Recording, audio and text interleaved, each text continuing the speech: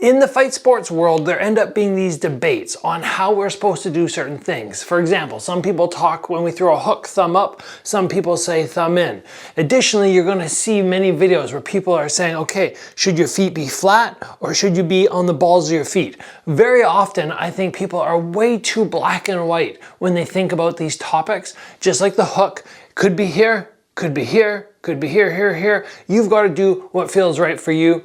We're going to talk today about what position you should be in for your feet. And it's not as simple as the hook. It's not just, oh yeah, you should do what feels right for you. There are some things you need to keep in mind. And I want you to leave this episode understanding how you're going to be the most mobile, the most balanced, and being able to create the most power in your attacks.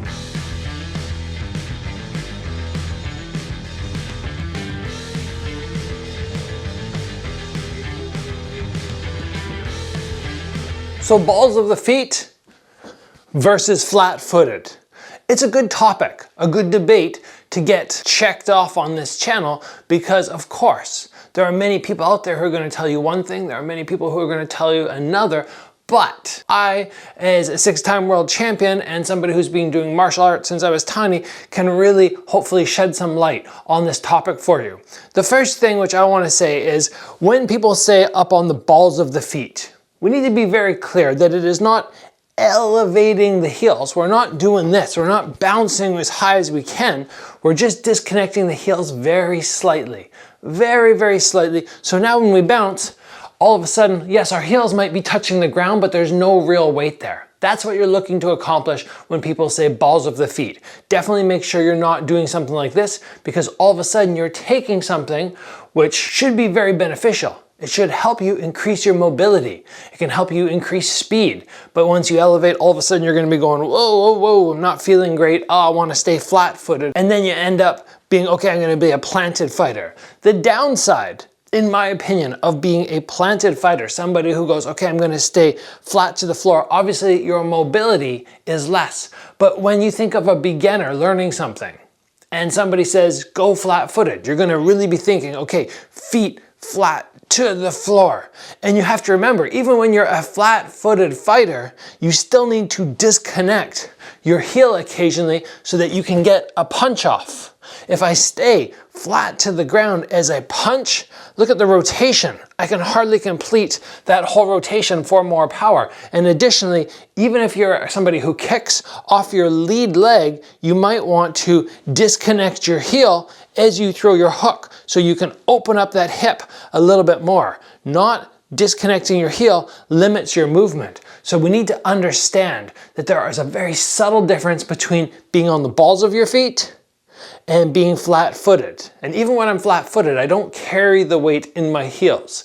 And once you understand all this and you go, okay, there's a tiny difference visually between the two of them, then we can move forward and talk about, in my opinion, which one is better. Now, yes, there's a great argument, it's very true, that when you're more planted to the floor, you're going to be able to gain more power. That just makes sense. Once I start elevating myself up and I'm moving around a little bit more, and that's what comes with being on the balls of the feet, more mobility, more movement, you're not going to hit as hard. So generally think being a little lower, being a little bit more flat-footed is going to help you generate that extra force. But really, how much extra force can you get? That is the big question, because once you go flat-footed, in my opinion, you are sacrificing so much. You are limiting your mobility, you are limiting so many little elements which are going to become very important as the fight progresses. So for me being, okay, I have to be heels to the floor versus, okay, I'm just going to be slightly elevated. We're talking like the heel has raised up a millimeter, and now from here, why can I not gain incredible power? And now I have that ability to roll my feet across the floor, which is going to help me with my slipping, which is going to help me with more dynamic movement. Defensively, in my mind, having those heels off the floor most of the time makes a lot of sense. And remember, we don't need to be a flat-footed fighter or a balls of the feet fighter and go, has to be one of the two. The best people are going to transition from one to the other. They might be bouncing around, heels completely off the floor, and then they hit, and that front foot is going to connect. And that's what you have to remember. There's going to be shifting between the feet with what happens. As I punch off my right, my left leg is going to plant.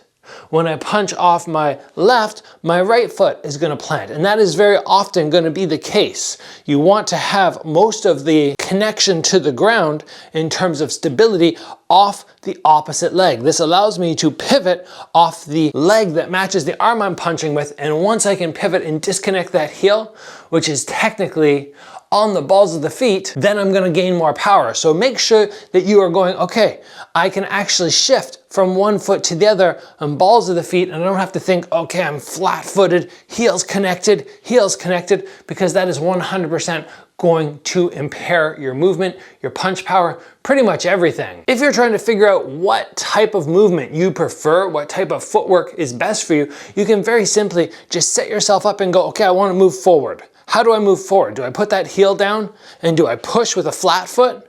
Or do I like to elevate the ball of my foot and push forward? A lot of this is going to be based off your stance. If I go into a stance which is more like this, I create those feet which are at 90-degree angles. Now from here it's very easy for me to stay flat-footed, but that's going to change everything as opposed to turning over.